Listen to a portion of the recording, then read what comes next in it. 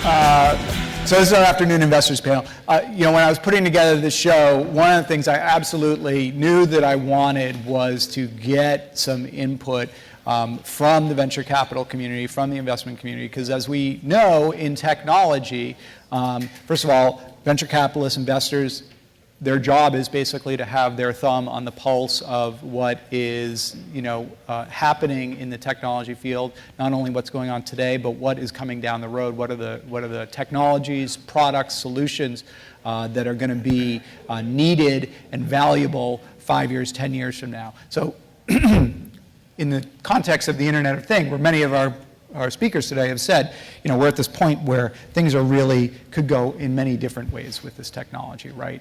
From totally transformational to merely kind of curious and clever. And in the context of IT security, I really think this is, as I said, I think it's going to be a really transformational change. And with that, I wanted to bring in three gentlemen who have been on the investment side in the IT security business here in Boston and nationally, who have backed all of them successful IT security companies, and who obviously have their eyes out looking on the horizon for what is going to be name the successful company, the source fire of the Internet of Things security world. That's probably a bad example. I don't know. Not bad. With that, I'm going to introduce to my immediate right, your left, Jeff Fagnan from Atlas Ventures, Rick Grinnell from Fairhaven Capital, and Greg Dracone from 406 Ventures. I'm going to give them each just a couple seconds to introduce themselves and talk about what they do. So, I've been at Atlas now for 10 years. I've been in venture capital for 15 years and actually have focused a lot on early stage security investing. And even though it's changed a lot, I would say that building a security startup is still hard and you should plan on it taking a long time. This is not a market of quick flips, in my opinion. I've been, co-founder and spun something out of Symantec that's now Veracode today. Incubated a company which is Bit9, which was the founders of Okina. Been involved in things, Data Power, which was XML security, CyberArk, a variety of things. And I think like right now, it seems like every time we turn around the corner, there's a new security startup. Everybody's saying, oh, we do this too. And we probably see 2 or 3 things a week around security. Once something's deemed hot, it's almost time to abandon it from an investor perspective. So that's one of the things we think about.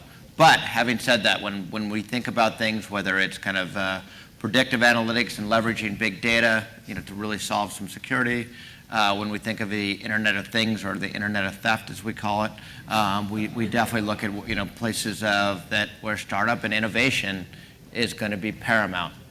So we keep selectively looking. And I think that we're very, very happy with the security portfolio we have today. And I think, kind of going forward, we plan on make select investments. Hashtag Internet of Theft. That's Jeff, I think, uttered here. Go ahead, Rick. So good afternoon, everyone. I'm Rick Grinnell, one of the founding partners of Fairhaven Capital Partners, located here in Cambridge, Massachusetts. Thanks for having me here today, Paul, and thanks for all of you attending. And I have to say, it was interesting planning that you went from literal Shark Tanks to figurative Shark Tanks. Was that? That's good. I didn't even, until you said it, but you're absolutely right. I was thinking about it through the entire talk by Josh, and I'm thinking somebody else is going to say it before me, damn it. But anyhow, we've been primarily an enterprise infrastructure focused investor since we launched back in 2001. Out of the 400 million plus we've got under management, about 1/3 of that capital has gone towards security investments, primarily locally, although we've done a few on the West Coast, but the names that you may know are Vertisys and Cylance and Pony Express and a few others. We have 2 partners that focus more than half of their time on security. I'm one of them. The other one is Mark Hatfield. And We think that the security market is a great place historically to invest. We still think going forward it's a good place to invest. Like other markets, as Jeff said, things tend to get overheated at times, and then there are opportunities at other times. But the good thing about security, as we all know, there are waves of the next generation of threats, the next generation of defenses that are required to address those threats. And as such, there are these interesting cycles of being able to build new companies, new startup companies, because the larger companies rarely are the ones to innovate with the new defenses. So you can create interesting startups cycle after cycle that can create enormous value if you look at the FireEyes and Proofpoints and others of the world. And obviously those cycles ebb and flow, but we think being in that market is a good one long term. Greg. Great. Good afternoon, everybody. My name is Greg Dracon. Thanks for having me here today. It's an honor. Like Jeff and Rick said, we're also early stage venture firm in Boston. We've invested in about 10 security companies over the years. I co-lead our practice with Maria Serino, who started a security company and sold it kind of in the early 2000s. We tend to look for, as many of us have in the past, kind of innovative solutions to bleeding head wound problems over the past decade. I would say that's changed a little in that, in our opinion, one of the trends we've followed is the consumerization of security. It's no longer one person at an enterprise or a corporation that has to be responsible for security. It's every individual, every employee. It's become, the tactics to be attacked are now down at every single level. So everyone is aware of security, and that's an interesting trend that has changed some of the disruption that we watch for and opportunities in which to invest. But some of the companies we've invested in the past, we actually have co-invested with Rick and Jeff's firms over the years. So Veracode, Bit9, Pony Express. We've started a company or two in the security space. One's called Auth0 now, and multi-factor authentication. But we're going to continue to look for interesting trends. And as Jeff said, I think security is one of the neat. It's a great place to invest because obviously the problem set is outpacing the solution set, and I don't see that flipping around anytime soon. But it's also a hard problem to solve. It's not building a web app that takes $1 million and you're off to the races and maybe you get a bunch of eyeballs and you can monetize it. It's a real problem. You need real engineers and real folks that understand what they're doing to build a business. So look forward to chatting more with you. Great. Okay, so first question, I think, this is the Security of Things Forum. We're talking about security and in the context of Internet of Everything or Internet of Things. Let's kind of define terms. When we're talking as you look at it as investors, when we are talking about something like the security of the Internet of Things or the Internet of Everything, kind of what does that mean to you? What's real there, and this is just the latest buzzword that I'm going to ignore until it goes away? So what's real when we're talking from an investor standpoint about Internet of Things? I'm going to go with you. Yeah, I think what's real is, look, the internet was never architected for what we're doing with it now, and I think everybody would admit that. And so now, you have this kind of very, I kind of look at it at once, because the internet was viewed as, oh my God, it's so pristine, it's so beautiful, look at the connectivity. There's people out there that are like, oh my God, look how we're going to screw people and look how we're going to get rich and look at the thievery that's going to happen here. And so, when I think about it from that perspective, I don't care if you're talking about 20 billion connected devices or 200 billion, or if you're talking about every mobile phone, there's a lot of opportunity for a lot of theft to happen. And I thought it was interesting when Josh talked about, kind of privacy. We view the same thing, and we actually kind of view that privacy and security and control are all now being kind of lopped together, in a similar nucleus. So for us, when we look at it, right now, I think the things that we're concerned about are really theft. And I think that if everybody here, gave us their credit card reports, I'll bet you 80 to 90% of you have a recurring charge that you have no idea if it's recurring.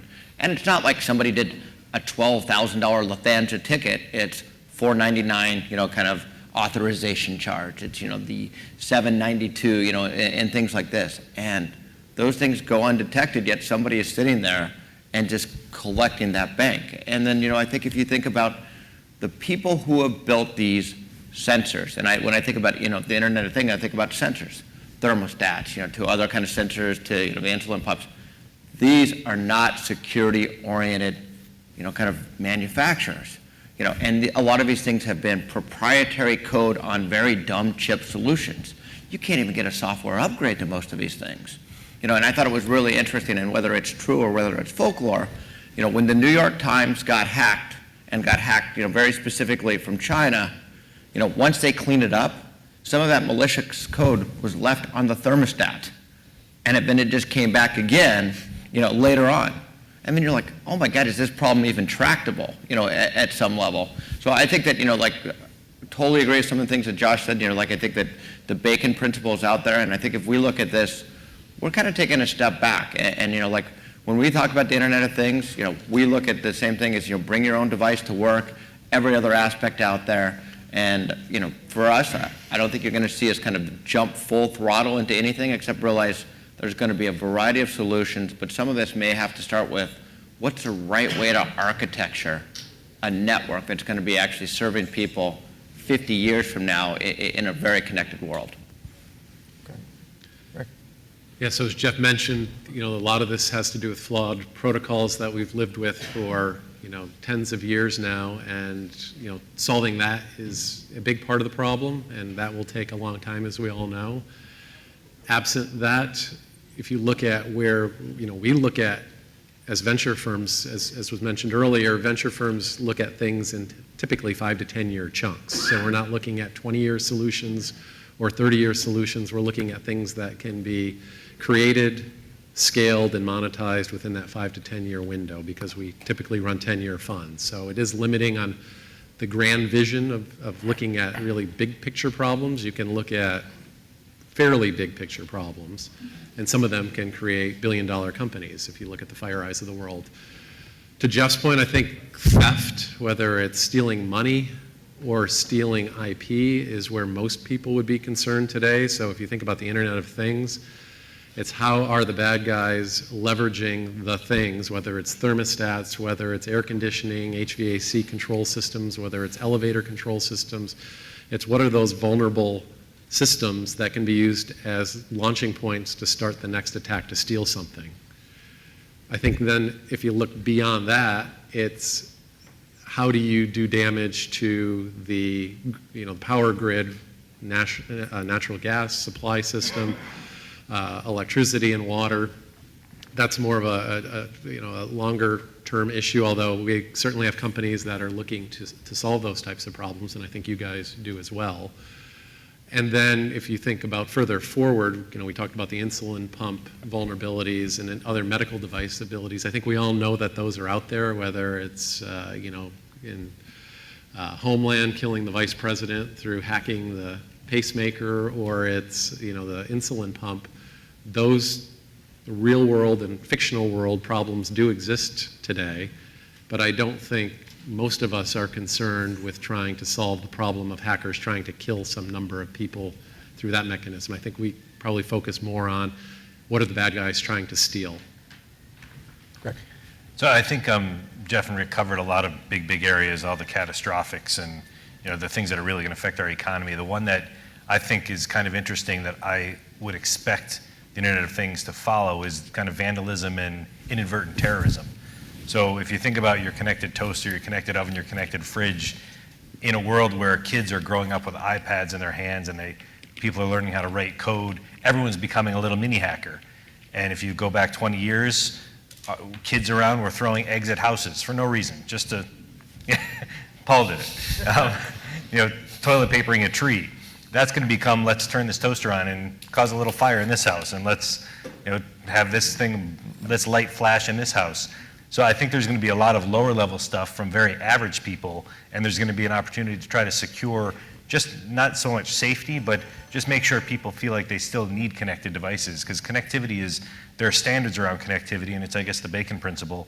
Manufacturers that have no idea how to secure something are throwing on Bluetooth, Wi-Fi, because they're modules and it makes it super easy, and it's an open door. So I think there's going to be a lot of very, very low level before you get to the real serious stuff that's going to happen across the world, and then we're going to have to figure out how to put a damper on so people actually need these devices. Okay, I'm going to ask another question, but then I'm going to throw it to you guys for the next question, so I don't want to spring that on you. So start thinking if you have a question for these guys and get it, and that way I'll toss to you, and we can get some questions from the audience, because you probably have at least as good questions as I do. So there are a lot of funny numbers thrown around with the Internet of Things, whether it's IDC or Gartner. We see hundreds of billions of dollars. We see, total market value of trillions of dollars. I would imagine within VC firms that people look at estimates like that, and the conversation is something along the lines of, how do we get a piece of that, right? I mean, where is this value going to come from, and how can we play a part in creating it? So 2 questions. Do you put much stock in those types of numbers? Do you think the opportunity is that big? And second of all, is specifically the security opportunity that big, right? So we saw some companies, Symantec and McAfee, John McAfee, make a lot of money in the last 20 years securing, Windows computers. Are there new McAfees and new Symantecs out there for this Internet of Things world, or is it going to be just a different type of market with different types of opportunities? Yeah, Greg, let's go the back way. Sure. I do think the numbers are valid. I think it's a huge opportunity. That said, I think within that gigantic shift of dollars, there are a lot of things that are very easy to do. So to make a chair connected to know if it's pushed under the table or not, that's not an opportunity, in my opinion, as a venture investor. We still will continue to look for the really hard to solve problems. And those are, I think, going to be kind of at the top of the stack, or actually I should say deeper down, at the meta level almost. But security, I think, is certainly one of them. As for whether standards, it's so fractured now, and maybe I'm not looking far enough forward, but I do see it being very difficult to envision a world where there's a standard security layer for Internet of Things because of the number of manufacturers, because of the types of devices, because of the different type of information. It's not like endpoint computers, endpoint terminals, servers. It's just completely diverse. That said, I could see maybe an opportunity of something that kind of controls the pipe into the home. So something that is looking for types of behavior, anomaly detection for consumers in a sense. But I think it's going to be a very different world than just general network security, endpoint security of yesteryear. Okay. Yeah, you think about most of the companies that have created value in the security market over the last few dozen years, and they have been focused really on hardening a finite number of things inside the home or the enterprise, right? There aren't that many permutations of the stuff that's out there. So even though it's a very sophisticated problem, I think the Internet of Things problem is orders of magnitude far more complex. You're going to have far more numbers of operating systems and flavors of those operating systems in different environments connected via different network topologies, and from Bluetooth to Zigbee to Z-Wave to you name it, it's going to be a mess. So for any one existing company to try to manage all that, I think is impossible. So I do think it creates opportunities for segments of successful companies that might better harden the home, whether it's the toaster or the Nest thermostat or what have you, security aimed at the automotive industry, security aimed at medical devices or manufacturing systems. Maybe some of those will overlap, some of them won't. Really the simplistic way to think about, how do I harden everything is there's got to be this huge, really almost like a proxy server in the cloud that does deep packet inspection on everything that goes in and out of those devices, and I just don't see that being the catch-all that solves all of our problems. Okay. I would say for any of you that are in the room that actually make security purchasing decisions, please continue to buy best of breed. I mean, I think this is paramount, for us going forward to secure all this. And if you think about it, I think a big reason that we're here is that you start to get homogeneity, and just that these systems, are easier to get into because of the, people tell you, buy the platform, buy the stack from this, vendor. And obviously, as somebody who funds security startups, this may sound self-serving, and it is. But geez, I mean, for us, if I think about it, and the Internet of Things, the scariest thing to think about is that security incumbents want to own all. Yes. I agree. Thank you. If you want a firewall for your insulin pump or an antivirus in your car operating system,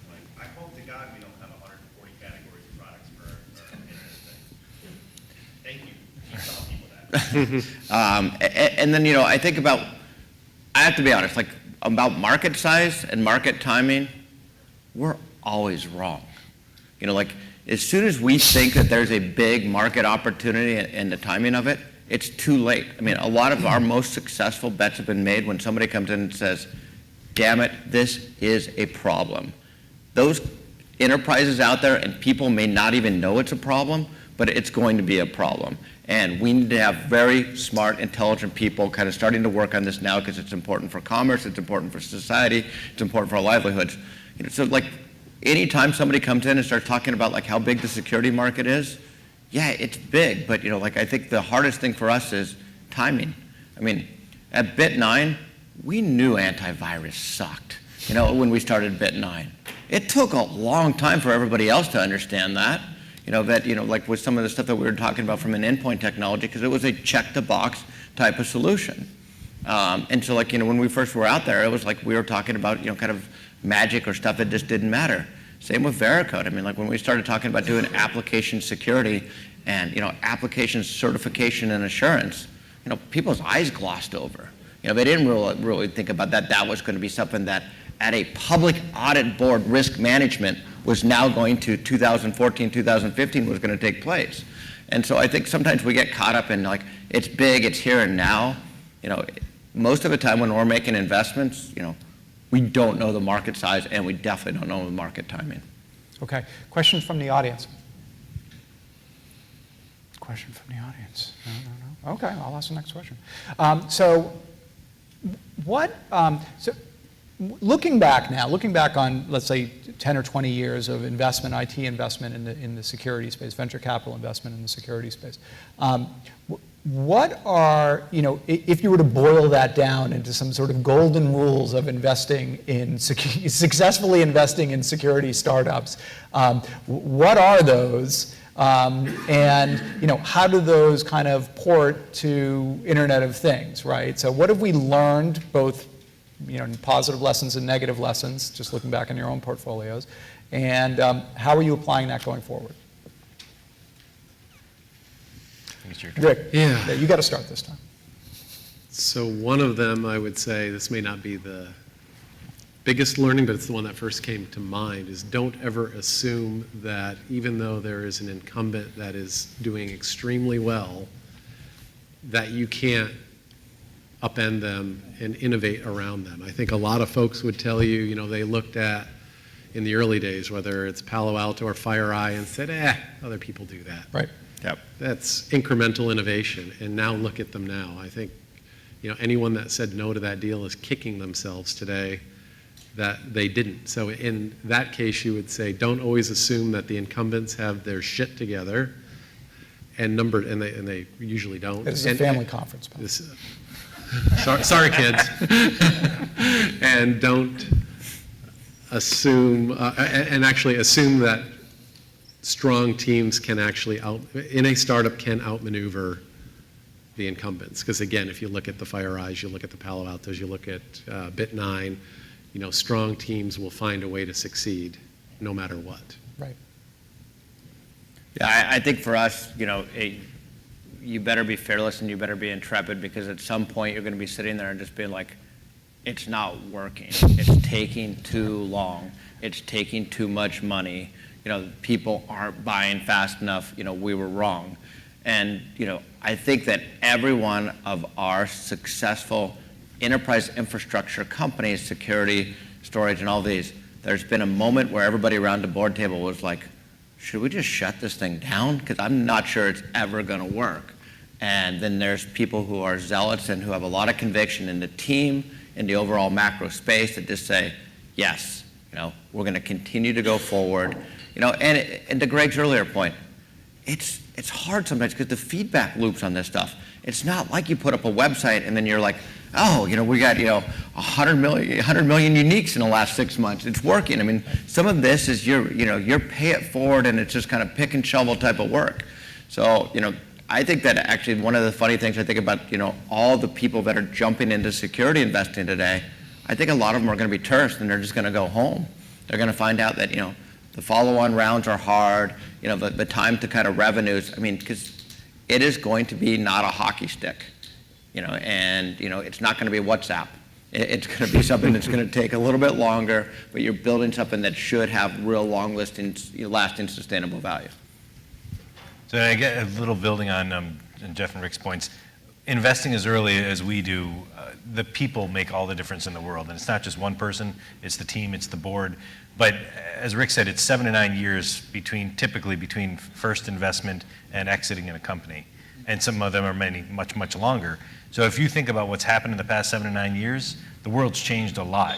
So if you're betting on a product, a solution for a problem today, even if you're trying to figure out when that market's going to inflect, which we're often wrong, you can almost bet assuredly that in 9 years, it's going to be a different problem you're going to need to solve. So you have to find people that have the tenacity, have that enthusiasm, that also can adjust to market conditions, can figure out how to navigate the choppy waters and be doing something of value then, as opposed to just solving something today. Okay. One other thing I wanted to add, Go ahead. because you and I talked about it on the phone, when you're investing in security companies, oftentimes you'll, at least early on when you start investing in security, you think, oh, there are all these problems out there and all these big customers that are using products from IBM, or whether it's automotive companies like Ford, they're going to embrace us because we've got this thing that's going to save their existing product line from getting hacked. Those big companies most of the time don't want to admit they've got the problem in the first place. So betting on these big guys to pull you in and embrace you is a bad bet. Yeah. And yes, question. Security is tough because like you say, in the time span, 5-year time span, right, there's whole new problems coming up. What is your guidelines for the companies you invest in, and how do you leverage between the education time it takes to tell the public, to tell their potential prospects and everything else to earn that revenue? How do you educate them on these big, scary things that they're dealing with? Because a lot of them are like, I really want to hear it, and I really don't really want to buy it right now because it's going to change my whole business model. And as the previous speakers said before, people in security and IT were terrible about how to drive the business value of buying this thing that's going to help the business. Are you seeing a change in how your companies are positioning themselves to align to that better? And what would be like the top 3 things you would give recommendations about? Good question. Really good question. Those are really... First off, I think that the good news, if there's a kernel of good news, is the perception of the problem, has been highlighted and escalated, and people, I think, have never been more aware. And I do think that people who are being intellectually honest will admit there's only 2 types of companies. Those have been hacked, and those that just, haven't figured out that they have been, right? And so I think, and you can only go through, every week of a news cycle, of Target CEO. I mean, it's up to a level of people get it. And the same thing on the privacy side. I think people are finally understanding the civil liberties they're taking. People, companies are taking with their data, and then your data no longer belongs to you. So I think you take that as good, escalation of the perception out there. But security companies are terrible at marketing. 95% of the time, security companies are terrible at marketing.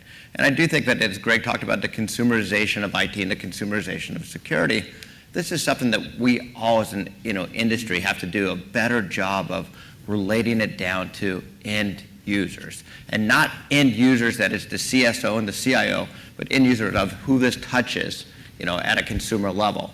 And that is hard. And I think that we talk about that in every one of our board meetings with these security companies, and it's very difficult. And like right now, I still don't think developers care enough about security. I don't think that DevOps cares enough about security. Like in the companies that we have, it's like get it out fast. Agile A/B test, go again, and somehow we have to touch those people and we have to educate those people without sounding like we're on this kind of moral pedestal too.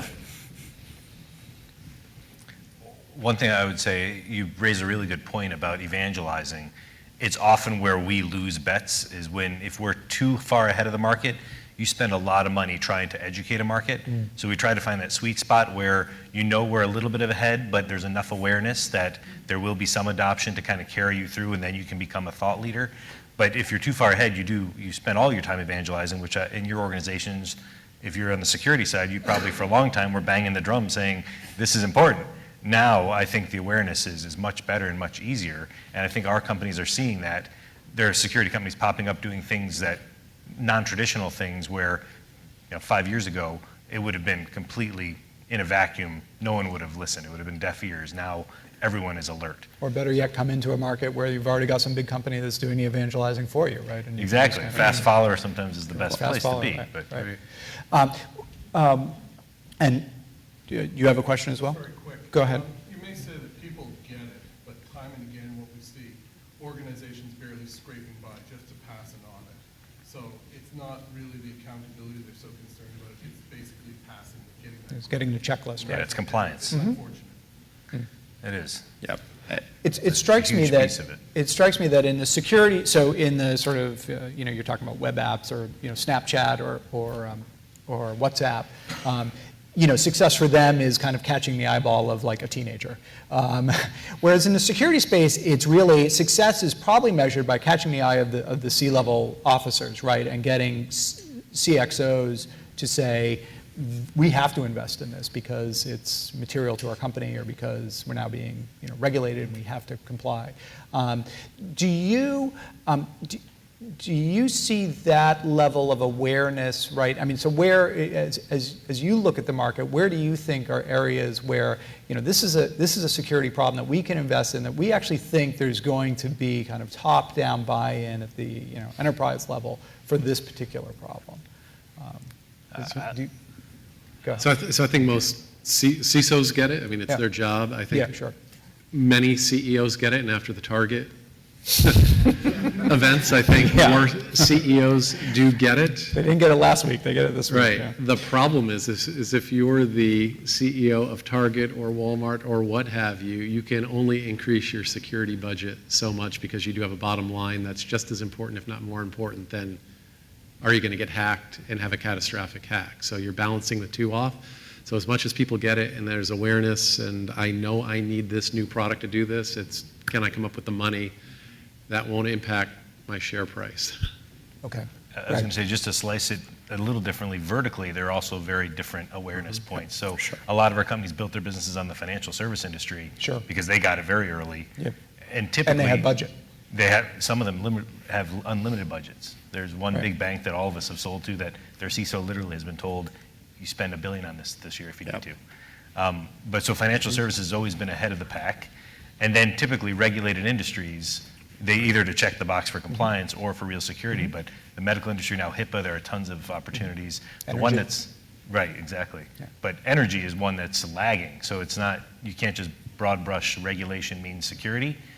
We kind of, over time, you kind of try to learn which ones are moving fast, which ones are ahead, and there are solutions kind of targeted at different ones. So Right, but if you look at, It's a- say, Florida Power and Light, right, they created a strategic fund to invest in security technologies that really fit this Internet of Things theme, Very cool. right, the Clear Sky Fund. Right. Yeah, I think, the issue for a lot of CSOs and CIOs out there is everything sounds the same, and they're just getting inundated from, the type of offerings out there.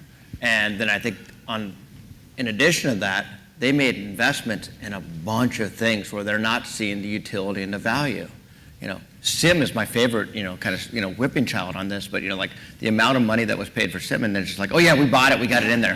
What are you doing with it? Oh God, we can't make sense of this, Head or tails, but we'll buy something to add on to the SIM that gives us some intelligence. And so, there's all these things there. So There's a module for that. there's a module, but, walk the floor at RSA, I'm a security investor, and every one of these companies sounds the same, with the taxonomy in the lexicon and everything. So the CISO-CIO problem right now is tough.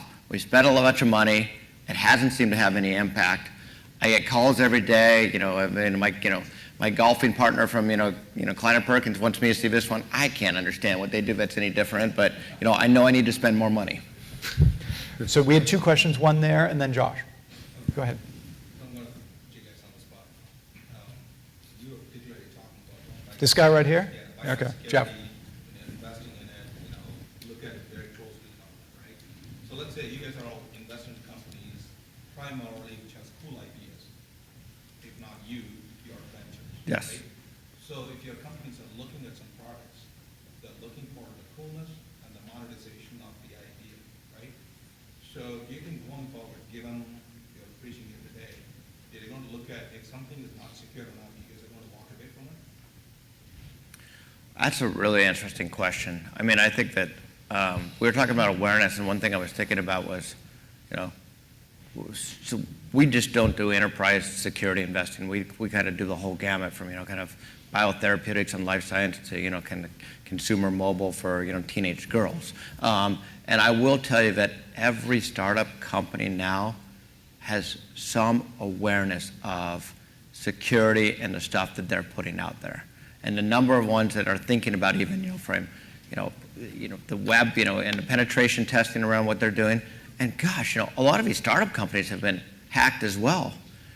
We had a video company in LA that was, consumer video that was on fire, on fire meaning that we got up to 20, 30 million uniques.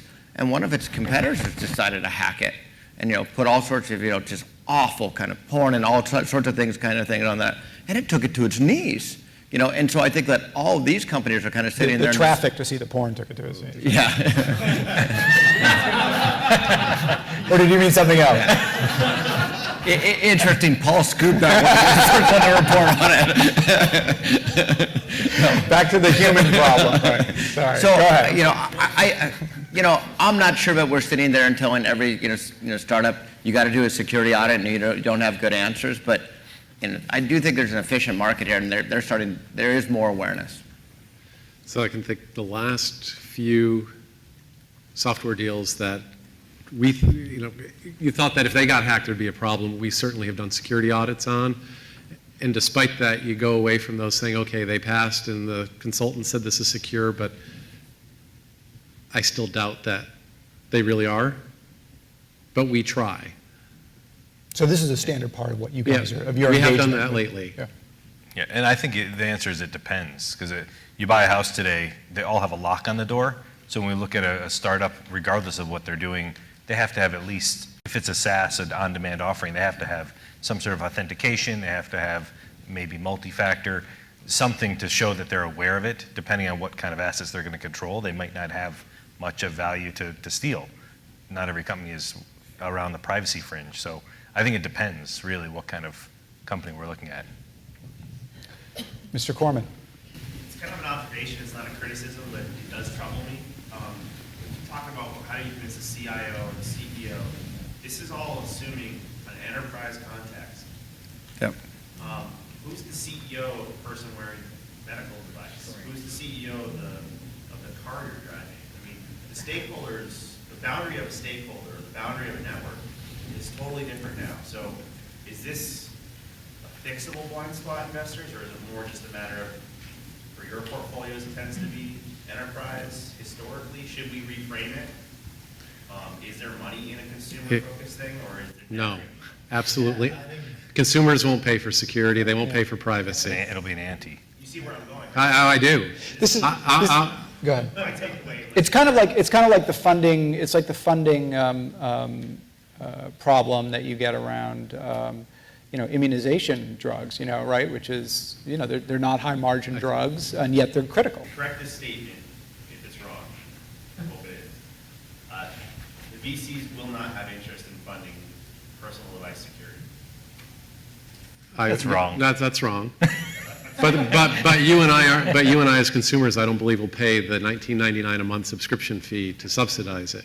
Right. So what would VCs? How would VCs pivot around what I'm thinking at? You need to find some other. I mean, you need to find some other. I mean, you. I disagree a little bit with Rick on that. I think that, look, at the end of the day, even though I thought it was just an absolute crappy solution and a scam, LifeLock was a security company for consumers. Total scam. Right? Yeah. So, look, I mean, the most brilliant, marketing campaign ever around, here's my social security number, right? And people are like, oh my God, do I need that? And yeah, I remember actually trying to apply I was just testing it. And then I tried to go apply for a credit card and I got this phone call and but that was Gen 1 of this thing. We have a privacy company which we're monetizing at an okay rate. But I will tell you what happens every single day with zero marketing from us and zero awareness. 25,000 people every single day download this privacy, kind of plugin. And, to me, you get enough of these people and they start doing enough around it. Look, I look at spam. Spam's a security problem for consumers as well. And I do think that there are going to be ways that, you start to monetize it. I think the problem with it, as Rick said, it's kind of hard to basically, it's the same type of thing. You get it out there, it's going to be out there for a long time, and then you're going to start to see waves of monetization that are going to be slower. I think we're bullish, but I think at the same time, I think we've seen very few things that we're going to jump in around it.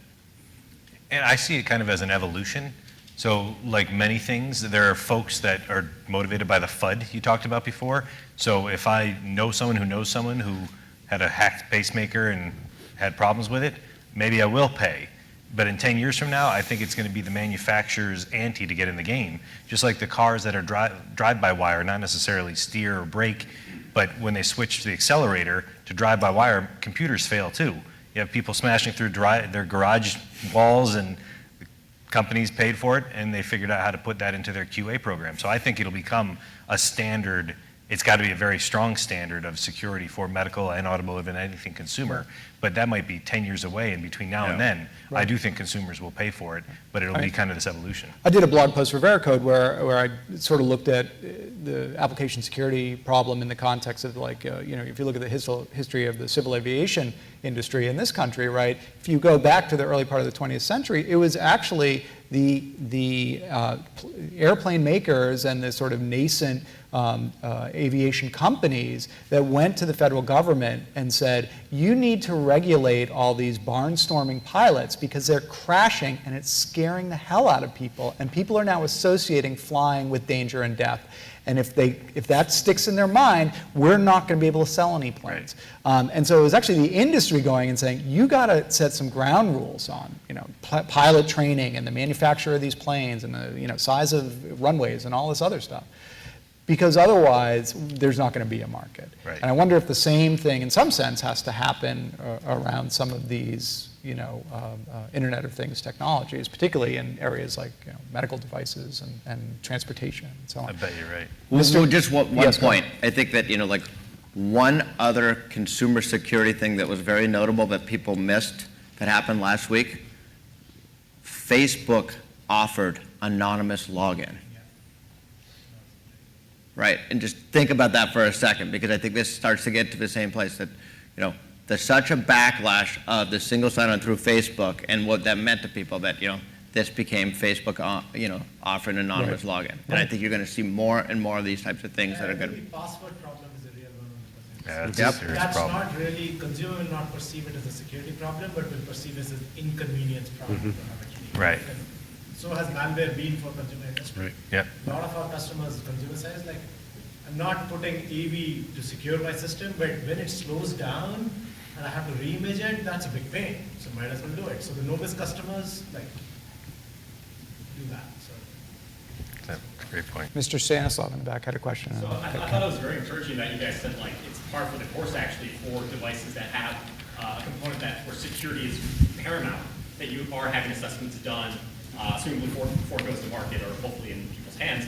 I am wondering though, as someone that has both done assessments in that kind of context and also broken IoT devices for fun, I'm wondering when you're working with the board to help get advisors on staff, or talking about positions to hire into an early organization, what role do you see technical advisors in the security space specifically, but also are you hiring a security engineer with 12 years of experience as one of the first hires, or is that one of the last hires before you guys cash out? Great question. It's not the first and it's not the last. It's somewhere in the middle, to be honest with you. The first engineer is the one who can actually build the product you're trying to monetize, and if you wait till the end, it's too late. Look, I think we've waited too long, and sometimes we've waited too long and it had real impact.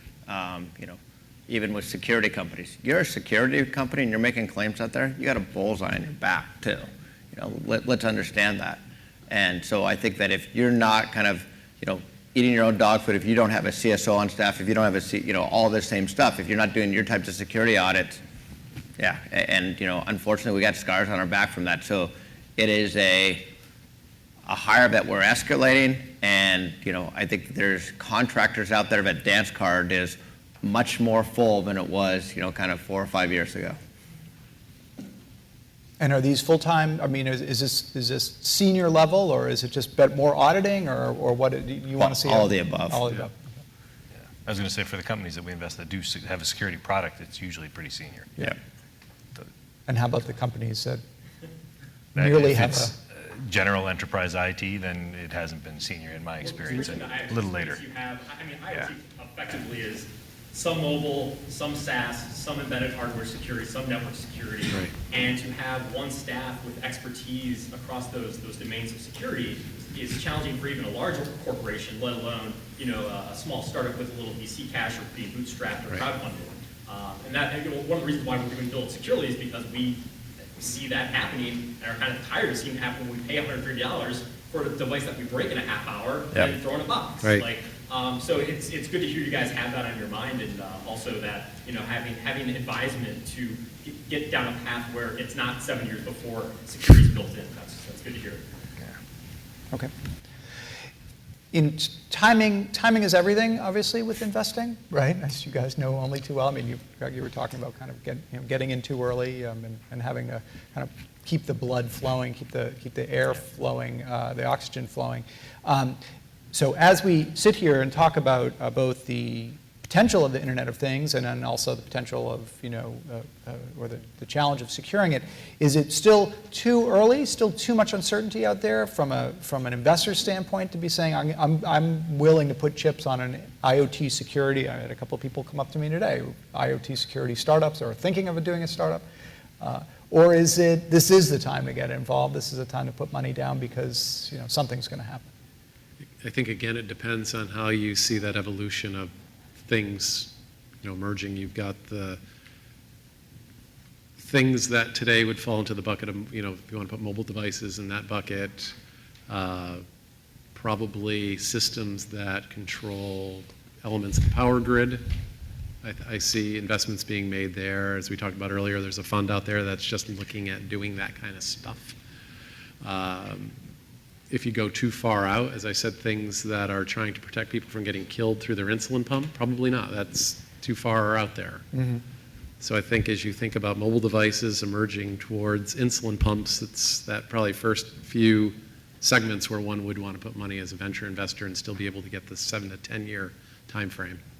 Okay. Yeah, I think I agree with Rick. I think it depends on the vertical.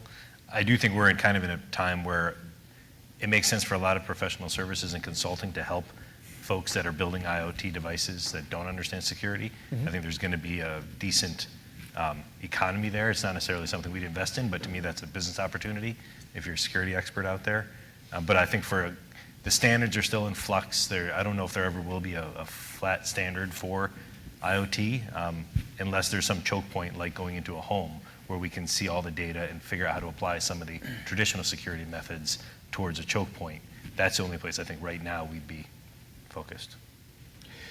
Do you worry, we're talking about securing critical infrastructure, we're talking about verticals like manufacturing, energy, transportation, power distribution.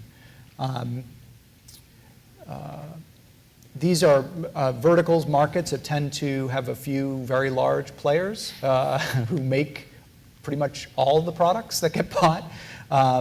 Companies like Siemens and Honeywell, and you know the list. And their customers often, if they don't one-stop shop, they're at least extremely selective in who they buy from. Probably not of the mindset of like, oh, this startup's coming along, they got a cool product, I'll just bring it into my power generation plant. How do you, if a company comes along and says, I got a great idea, but it's for the critical infrastructure sector, what do you say? Boy, we've looked at this space. I believe in this space. It has been so hard to penetrate. Get back to the thing we talked about. They should be buying best of breed. They're not. It's not even just who manufactures stuff. The channels are so locked up on this, and it needs to change. Again, because I think the critical infrastructure in our country is just ripe for attack after attack, and it's damn scary. But there was a really interesting company locally here, Industrial Defender, that really tried hard with people, with solutions.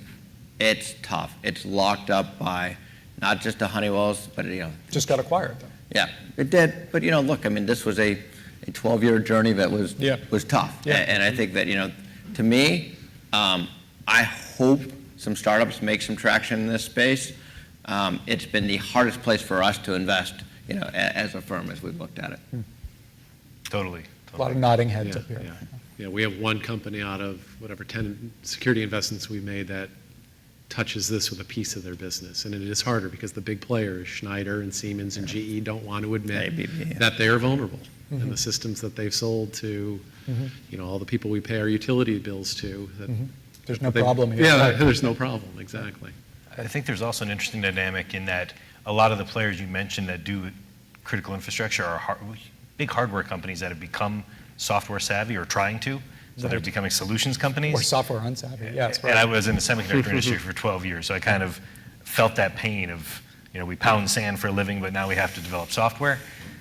So they have a huge NIH problem. It's like a software company 30 years ago.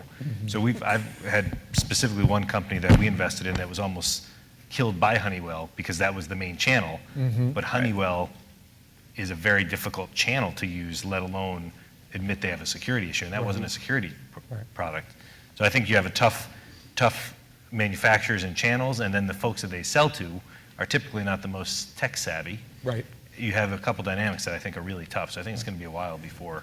And I think just, even if you think about just, again, critical infrastructure, the place where security spend has been down over the last 5 years has been with the federal government and with kind of local government, with all the, the budget fights and sequestration. I mean, if I look across our entire portfolio, Fed spending has not been at the levels that we thought it was, and that they just have not kind of updated a lot of antiquated technology there, and that's something else that is going to have to change, and it's going to have to change quickly. Right. Technology that doesn't get bought, changes that don't get made.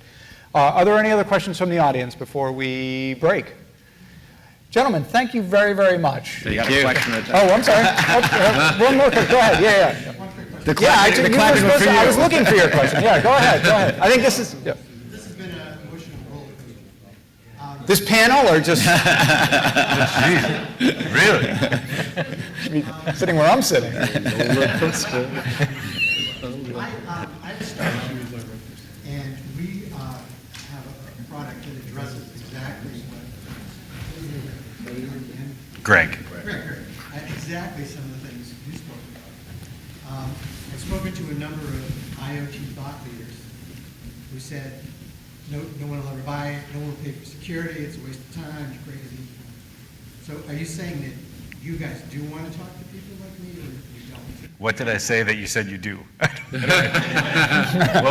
That thing, The thing I said. We can speak afterwards. I would say we look at a lot. It's tough right now, timing-wise. As I said, I think there's an evolution, and right now, IoT specifically is at a place where people need to be educated and informed, and manufacturers need to try to start to build DNA, security DNA in their products. It's for a consumer product. It would go into somebody's home.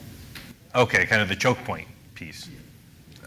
Looked at a bunch of them and would love to hear more about what you're doing. There you go. There you go. All right. Gentlemen, thank you very much. This has been a pleasure. Thank you. Let's give a big hand. Jeff Fagnan, Rick Grinnell, Greg DeConk.